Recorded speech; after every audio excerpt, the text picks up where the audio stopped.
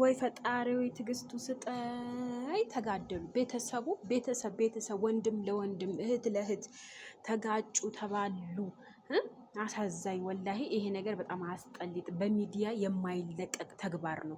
ምክንያቱም እንደሆነ ታውቃላችሁ ወዶችዬ፣ እህትን ወንድም ካላከበረ ሚዲያ ላይ የማንም መፈንገጫ፣ የማንም አስተያየት፣ የማንም ምን ልበላችሁ በጣም የሚያስጠላ ከአንድ ወንድም የማይጠበቅ ግን በነገራችን ላይ እንትና ኤፍሬም እጅግ በጣም ነው ያስጠላኝ። ሀቂቃ ነው የምላችሁ። ይሄ ከሱ የማይጠበቅ ተግባር፣ የሚያስጠላ ተግባር። እኔ ለሄርሜላ አዘንኩላት። ለሄርሜላ በጣም ነው ያዘንኩላት። ጽናቱን ይስጣት። ሀቂቃ ነው የምላችሁ። አንዳንድ ጊዜ ሰው በቃ ደከመኝ ሰለቸኝ የሚባልበት ወቅት አለ አይደለ? ግን ሄርሜላ ለፍቅሯ ለልጇ አባት በጣም እየታገለች ነው። ግን በትግሉ ውስጥ ትንሽ የአብርሃም ፍላጎት ቢኖር በጣም ደስ ይለኝ ነበረ።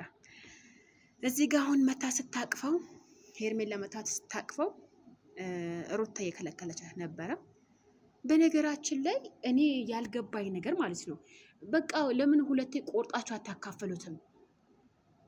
ብኑስ ቆርጣችሁ ተካፈሉት። በቃ እንደዚህ ከምትባሉ፣ እንደዚህ ሰው ሚዲያ ከሚያያችሁ፣ ሰው ቱፍ ከሚልባችሁ፣ ነገ እኮ ወላሂ ነው የምላችሁ ይሄ ነገር ይሄ ታሪክ ሆኖ ቁጭ ይላል። ይሄ ስንት ወንድም ለወንድም የማይከባበርበት ቤት በእናንተ አየው። ሀቂቃ በሚዲያ እሱ በቤት ኦኬ፣ የማይከባበሩ ወንድሞች አሉ፣ የማይወደዱ ወንድሞች አሉ፣ ሊኖር ይችላሉ ነው፣ በእርግጠኝነት ሊኖር ይችላል። ነገር ግን እንደናንተ እንደዚህ በሚዲያ አይብን፣ ይሄ አይብ ነው። በቃ ከማንም የማይጠበቅ ይሄ ኤፍሬም ሲጀምር ድሮም ኤፍሬም ከሩታ ጋር ነው ኦልሬዲ ማለት ነው።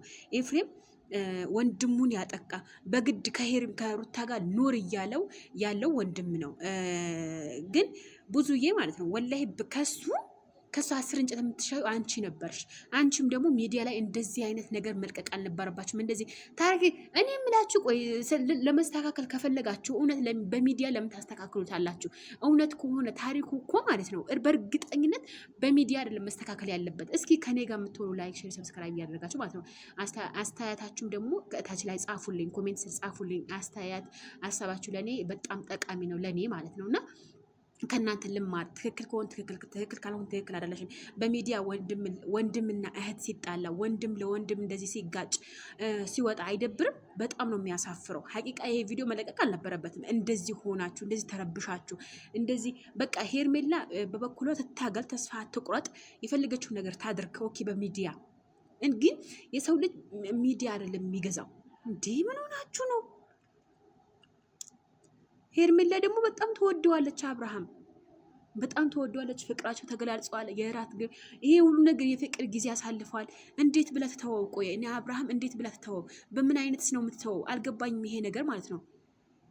አብርሃም በፍጹም ልትተው አትችልም ሄርሜላ፣ በፍጹም። ይሄ ደግሞ በታሪክ አይሆንም።